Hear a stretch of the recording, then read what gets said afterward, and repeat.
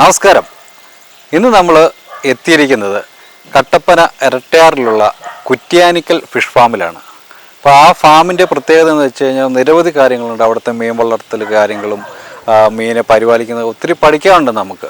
അതിൻ്റെ അത് എടുത്തു പറയേണ്ട ഒരു സംഭവം എന്ന് വെച്ചാൽ നമ്മൾ ഈ ഗോൾഡ് ഫിഷ്, സിലോപ്യ, മുഷി എല്ലാ മീനുകളെയും ഒരുമിച്ചിട്ട് ഒരു കുളത്തിൽ അദ്ദേഹം വളർത്തിയെടുക്കുന്നു. ജോയി എന്നാണ് ഫാം നടത്തുന്ന ആളുടെ പേര്.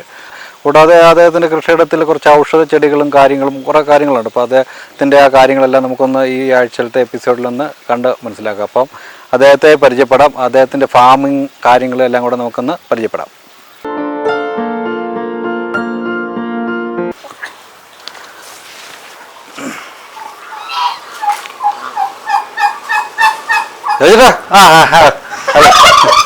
ഞാനിത് തീറ്റ കൊടുക്കുമായിരുന്നേ. എന്നാ പരിപാടി? ഇതിനുള്ള തീറ്റ കൊടുത്തോണ്ടിരിക്കുകയായിരുന്നേ. ആണോ? ഇതങ്ങനെ ഒത്തിരി കോഴികൾ അത് എല്ലാം ഉണ്ട്. എന്നാ ഇതന്നെ ഹക്കോ? ഇത് കൽക്കം, ടർക്കി എന്ന് പറയുന്ന സാധനം. അത് പിന്നെ ബാസ. ഒത്തിരിയായിട്ട് ഇത് കൊത്തുവോ? ഇല്ല പേടിക്കണ്ട. ബാ ഐറ്റം ഉണ്ട് വരാന്. അല്ലേ? ബാ ബാ ബാ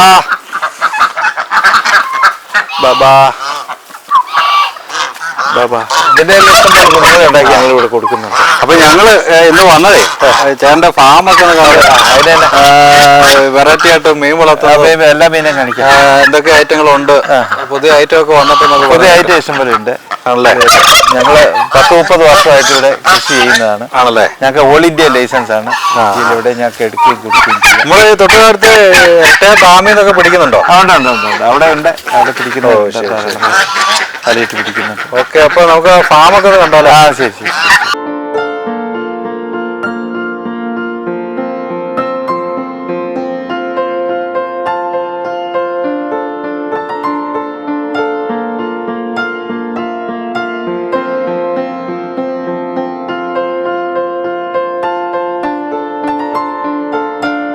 ഇതിന്റെ അകത്ത് സിലോപ്പിയാണ് കിടക്കുന്നത്. അതിനകത്ത് സിലോപ്പിയാണ്, ചിത്രലാട എന്ന് പറഞ്ഞ സിലോപ്പിയാണ്. ഇത് കൽക്കട്ടയിൽ നിന്ന് ഇറക്കുന്നത്. ചിത്രലാട പുതിയ വർഷം, ഏറ്റവും പുതിയ വർഷം. ഇതിന് മുമ്പ് തൊട്ട് മുമ്പ് വന്ന ഗിഫ്റ്റ് എന്ന് പറഞ്ഞ സിലോപ്പിയ. അതിന് തൊട്ട് മുമ്പ് വന്ന നൈലോട്ടിക്കായിരുന്നു. ഈ ചിത്രലാടുടെ സിലോപ്പിക്ക് എന്നാ പ്രത്യേകത? അതിന് കുറച്ചുകൂടെ മാംസത്തിന് കുറച്ചും കൂടെ ഉറപ്പുണ്ട് ഗിഫ്റ്റിനെ കാട്ടി. ശരി. ഇതിപ്പോ ചേട്ടന് ഇതിപ്പോ എത്ര സെന്റ് സ്ഥലത്തിലാണ്? ഇത് 2 ഏക്കറോളം ഉണ്ട് മൊത്തം സ്ഥലം. ഇതിപ്പം കുളം തന്നെ 3/4 ഏക്കറോളം കുളം ഇങ്ങനെ പല ഏരിയയായിട്ട് കെട്ടിയിട്ടിരിക്കുകയാണ്. പല കള്ളിയായിട്ട് തിരിച്ചിരിക്കും എന്ന് പറഞ്ഞാൽ ഒരു മീനല്ല വരുന്നത്. ഒരു 10-500 ഐറ്റം ഞങ്ങൾ ഇവിടെ വരുന്നുണ്ട്. അപ്പൊ പലതിനെ സെപ്പറേറ്റ് ആയിട്ട് ഇടാൻ വേണ്ടിയാണ് ഞങ്ങളിങ്ങനെ പല കള്ളിയായിട്ട് ഇങ്ങനെ തിരിച്ചിട്ടിരിക്കുന്നത്. ഈ ഒരു ഫീൽഡിലേക്ക് വന്നിട്ട് എത്ര നാളായി? പറയുകയാണെങ്കിൽ എന്റെ ഒരു 5 വയസ്സുള്ളപ്പം തുടങ്ങിയ മീൻ പിടുത്തം പരിപാടിയൊക്കെ. ഇവിടുത്തെ വന്നിട്ട് തന്നെ ഒരു 30 വർഷമായാലും കഴിഞ്ഞു ഈ ഫീൽഡിലേക്ക്. ഈ മീനിന്റെ ബിസിനസ്സും പരിപാടി പിടുത്തവും ഈ വിൽപ്പനയും തുടങ്ങിയിട്ട്. അപ്പം നമ്മളൊക്കെ വേറെ കാര്യങ്ങളൊന്നും ഇല്ല, മൊത്തം കൃഷിയും കാര്യങ്ങളുമായിട്ട്. ഞാൻ നേരത്തെ വോളിബോൾ താരമായിരുന്നു. അത് ശരി. കേരളത്തെ പിന്നെ ചെയ്ത് കളിക്കുന്നു. പിന്നെ കേരള ടീം വടം വലിച്ചുകൊണ്ടിരുന്നു. നല്ലൊരു ഇപ്പോഴും ഞാൻ പിള്ളേരെയൊക്കെ പഠിപ്പിക്കുന്നുണ്ട്. നല്ലൊരു കായിക താരവും കൃഷിക്കാരനും കൂടെ. അതെ. നമ്മൾ ഇത് കൂടാതെ ഇഷ്ടംപോലെ പച്ചക്കറി ഉണ്ട്, പാഷൻ ഫ്രൂട്ടുണ്ട്, പാവലുണ്ട്, വെണ്ടയുണ്ട്, നിത്യവഴുതനയുണ്ട്, അങ്ങനെ ഒത്തിരി ചായ മനസ്സ ഇതെല്ലാം എല്ലാ സാധനവും ഇവിടെ നട്ടുപിടിപ്പിച്ചു. ഞങ്ങളുടെ അത്യാവശ്യം എല്ലാ പച്ചക്കറി വാങ്ങിക്കാതെ നമ്മള് വിൽപ്പനയും കൂടെ ഉണ്ടോ? വിൽപ്പനയുണ്ട്. അപ്പൊ പ്രത്യേകിച്ച് വളമൊന്നും ഇടേണ്ട ആവശ്യമില്ല. ഇതിന്റെ മീനിന്റെ വെള്ളം ഞങ്ങൾ കോരി ഒഴിക്കാണ്. ഇത് പറ്റിക്കുമ്പോണ്ടാകുന്ന ഇതിന്റെ അകത്തെ കാസ്റ്റും ഇതെല്ലാം കൂടെ ഞങ്ങൾ മീൻ വെള്ളമാണ് ഇതിന് കൂടുതലായിട്ട് വളമായിട്ട് ഞങ്ങൾ ചെയ്യുന്നത്. ആണല്ലോ? ഈ പറഞ്ഞ കോഴിയുടെയും എല്ലാം മീൻ വെള്ളമാണ് ഈ പച്ചക്കറി കൃഷിക്ക് മെയിനായിട്ട്. രാസവളമൊന്നും ഉപയോഗിക്കുന്നില്ല. വിഷം അടിക്കുന്നതില്ല, രാസവളം ഉപയോഗിക്കുന്നില്ല. ഇല്ല. ഇതിന്റെ വളമെല്ലാം ഉപയോഗിച്ച് നമ്മൾ കൃഷി ചെയ്യുന്നു. പച്ചക്കറി എല്ലാം ചെയ്യുന്നു. അതിന് ശേഷം ഇതും മീന് തീറ്റ കൊടുക്കാനുള്ള അസോളയാണ് ഈ സാധനം. അസോള ഇവിടെ നമ്മൾ പാക്കറ്റായിട്ട് കൊടുക്കുന്നു. ഇത് വിൽപ്പനയ്ക്കുണ്ട്. ഇത് വിൽപ്പനയ്ക്ക്. ഇത് കന്നുകാലിക്കും കോഴിക്കും മീനും. ചെറുതായിട്ട് ഇങ്ങനെ വേറെ കൃഷി ചെയ്യും. നമ്മള് എങ്ങനെ വിലയുടെ കാര്യം ഓരോ പീസിനാണ് വില. ഇപ്പം കൊടുക്കുന്ന സിലോപ്പിയ, കട്ടള, റൂഗ്, ഗ്രാസ് എല്ലാം ഞങ്ങൾ ഇന്നും കറി വെക്കാനുള്ള കൊടുക്കുന്നുണ്ട്. അതിന് കിലോ 250 രൂപ കറി വെക്കുന്നതിന്. ബാക്കിയുള്ള മീന്, കോഴിക്കാർപ്പ്, നട്ടർ, അങ്ങനെയുള്ള ചെറിയ പീസുകൾക്ക് പിന്നെ സിലോപ്പിയൊക്കെ 10 രൂപ 15 രൂപ 20 രൂപ അങ്ങനെ പല മാർജിനില്ല. പല മാർജിൻ. അപ്പൊ ഇതിന്റെ അകത്ത് ഇപ്പൊ എനിക്ക് അറിയാനുള്ള ചേട്ടന് ഇവിടെ എല്ലാ മീനുകളെയും എല്ലാ മീനും ഒരു കുളത്തിന്റെ അകത്ത് വളർത്തുന്നുണ്ട്. പറഞ്ഞു കേട്ടതെന്ന് വെച്ചപ്പോ മുഷിയുടെ കൂടെ വേറൊരു സാധനം മുഷി പിടിച്ച് അടിച്ചു കളയും അങ്ങനെയൊക്കെ. അപ്പൊ അതിന്റെ ടെക്നിക്ക് ആ കുളം നമുക്ക്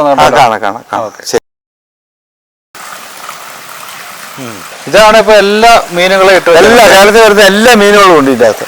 ഞങ്ങൾ അവിടെ എന്ന് പറഞ്ഞാൽ ബിൽത്തനിക്ക് വരുന്ന മീനുകൾ മിച്ചം വരുന്നതിനെ ഇടുന്നതാണ് ഇതിന്റെ അകത്ത്. ഈ തീറ്റ കൂടുതൽ കൊടുക്കുന്നതുകൊണ്ടാണ് ഇമാരെ അങ്ങോട്ടും ഇങ്ങോട്ടും പിടിക്കാതിരിക്കുന്നത്. അതെ തന്നെ അതെ തന്നെ കൃത്യമായിട്ട് തീറ്റ ചെല്ലണം. അല്ലെങ്കിൽ മുഷി മാംസം കഴിക്കുന്നല്ലേ? അപ്പൊ അതെ, പക്ഷെ മുഷി മാംസം കഴിക്കുന്ന, പക്ഷെ അത് തിന്നിട്ടില്ല. മാംസം എന്താണെന്ന് അതിനെ അറിയത്തില്ല. അതുകൊണ്ട് മീൻ തീറ്റ തന്നെയല്ലേ വളർത്തുന്നത്.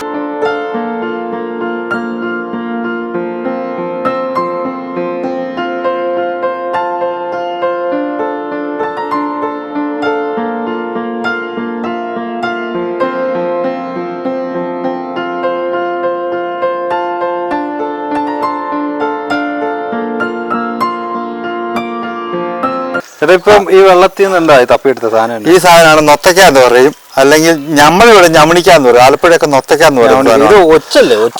ഒച്ചിന്റെ ഒരു വകഭേദമാണ്. പക്ഷെ ഇത് ഓട്ടിസത്തിനുള്ള മരുന്നായിട്ടാണ് ഇവിടുന്ന് പോകുന്നത്. ഒച്ചിന്റെ വകഭേദം അല്ലേ? ഒച്ചിന്റെ വകഭേദം. ഓട്ടിസത്തിനുള്ള മരുന്നായിട്ട് ഇവിടുന്ന് കൊണ്ടുപോകും. ഇതിന്റെ വിത്താണ് കൊണ്ടുപോകുന്നത്. ഇതിൽ കാക്കിലേക്ക് 1000 രൂപ വരെയും ഞങ്ങൾക്ക് വിത്ത് എന്നാൽ ഇത് കയറി കരക്കേറി മുട്ടയിടും ഇതിന്റെ അടുത്ത കുഞ്ഞുങ്ങൾക്ക് വേണ്ടി. ആ മുട്ട ഇപ്പൊ ഇതാ ജീവനുള്ള സാധനം. അതിന്റെ അകത്തൊരു വലിഞ്ഞിറങ്ങിയതാ. ഇതാണ് ഇതിന്റെ അകത്ത് ഇരിക്കുന്ന ജീവനുള്ള. ഇത് നമ്മൾ പാലക്കാട് കണ്ണൂരിൽ നിന്നൊക്കെ ആൾക്കാർ വന്ന് ഇത് കൊണ്ടുപോകുന്നുണ്ട്. ഇത് കണ്ടുപോകാനും ബിസിനസ് ഉണ്ട്.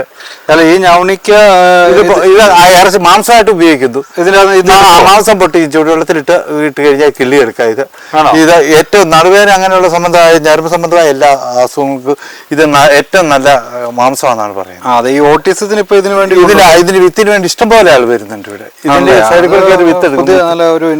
ഇവിടെ ഒന്നും ആര് ഇല്ലാത്തതാണ്. ഇവിടെ ഇത് പുറത്തുനിന്നാണ് ആൾക്കാർ വരുന്നത്. നമ്മൾ ഇതിനു വേണ്ടിട്ട് ഇവിടെ കൃഷി ചെയ്യുന്നത്. ഇത് വളരെ നാളുകളായി ഞങ്ങളുടെ കയ്യിൽ. പക്ഷെ ഒരു 3-4 വർഷമായി ഞങ്ങൾ ഇവിടെ ഇതിങ്ങനെ ഇട്ടിരിക്കുക. കുളങ്ങളിലൊക്കെ ഉണ്ട്. ചേട്ടനൊരു സംഭവം കാണിച്ചു തരാന്നൊക്കെ പറഞ്ഞപ്പോ എന്നാന്ന് പെട്ടെന്ന് മനസ്സിലായി. നോക്കരുത് എന്നെ തപ്പിയെടുക്കുന്നത്. ഈ സാധനത്തിന്റെ പേരാണ് പേരിളക്കുന്ന സാധനമാണ് ഇത്. കല്ലുമേക്കായ എന്നൊക്കെ പറയും. കല്ലുമേക്കായ അല്ല, ഇതിന് മുത്തെടുക്കുന്ന സാധനമാണ്. ഇവിടുന്ന് ധാരാളം മുത്ത് കിട്ടി. ഇതാണ് നമ്മള് ഇതിന്റെ അകത്തൊരു ജീവിയാണ്. ഇത് പൊട്ടിച്ച മാംസമായിട്ട് നമ്മൾ കക്കയിറച്ചി പോലെ ഉപയോഗിക്കുന്നതാണ്. പക്ഷെ ഇതിന്റെ അകത്ത് കല്ലുകൾ നിക്ഷേപിച്ച തന്നെ ഉണ്ടാകുന്ന കല്ലുകളാണ് മുത്തായിട്ട് പുറത്തുനിന്ന് കിട്ടുന്നത്. ഇത് കക്കയിറച്ചിലിട്ട് നിക്ഷേപിച്ച ഇതിനെ പേളാക്കി എടുക്കുന്നു. മുത്തെന്നൊക്കെ പറഞ്ഞു കേട്ടിട്ടുള്ളൂ. മുത്ത് നേരത്തെ ഇവിടെ ഉണ്ടായിരുന്നു. KG സാർ 7000 രൂപ പറഞ്ഞ മുത്തുണ്ടായിരുന്നു. മുത്തൊക്കെ കിട്ടിയായിരുന്നു. ഇതിന്റെ അത് എങ്ങനെ പൊട്ടി? ജീവിയുണ്ട് ഇതിന്റെ അകത്ത് ജീവിയുണ്ട്. ജീവിയുണ്ട്. വെയിറ്റ് ഉണ്ടല്ലേ? വെയിറ്റ് ഉണ്ട്. ഇതിന്റെ കക്കയിറച്ചി പോലെ നമ്മൾ ഉപയോഗിക്കുന്ന ഇത് മാംസം. ഇതിന്റെ അകത്തൊക്കെ ഇതിന്റെ അകത്ത് വരാലാണ്. ഇതിന്റെ അകത്ത് കോഴിക്കാർപ്പാണ്. ഇങ്ങനെ ഇതിന്റെ അകത്ത് ഇവിടെ 10-40 അക്യൂരവും ടാങ്കുകളും 20 പാരം ടാങ്കുകളും ഉണ്ട്. ഇതിനകത്തെല്ലാം വലിയ മീനെ ഞങ്ങൾ കൊണ്ടുപോയിട്ടും ചെറിയ മീനുകളെ കൊണ്ടുപോയിട്ട് ഓരോ പീസുകൾ ഇട്ടിട്ട് എടുക്കുകയാണ്. ഇതാണ് കോഴിക്കാർപ്പ്. ഇത് 8 കിലോകളും വളരുന്ന കോഴിക്കാർപ്പാണ്. ഇത് ഈ കയറിത്താമസ സംബന്ധമായ ആൾക്കാരെല്ലാം കെട്ടങ്ങളിലൊക്കെ പുതിയ കെട്ടണം വെച്ചിട്ട് ഇതിന്റെ ഗോൾഡ് ഫിഷ് വർഗത്തിൽപ്പെട്ടതാണ്. ഇത് കോഴിക്കാർപ്പെന്നാണ് പറയുന്നത്. ഇതിന്റെ വലുതാണ്. താഴെ അപ്പുറയൊക്കെ ഉണ്ട്. ഇതാണ് വരാലിന്റെ കുഞ്ഞുങ്ങൾ. ഇത് വരാലിന്റെ കുഞ്ഞുങ്ങളല്ലേ? പാമ്പ് പോകുന്നു. ഇതിന് കരയ്ക്ക് ഒരു 2 മണിക്കൂർ 3 മണിക്കൂറൊക്കെ കിടന്നു. കുഞ്ഞുങ്ങളും നനവേണ്ടാ മതി. കുഞ്ഞുങ്ങളും കിടത്തും.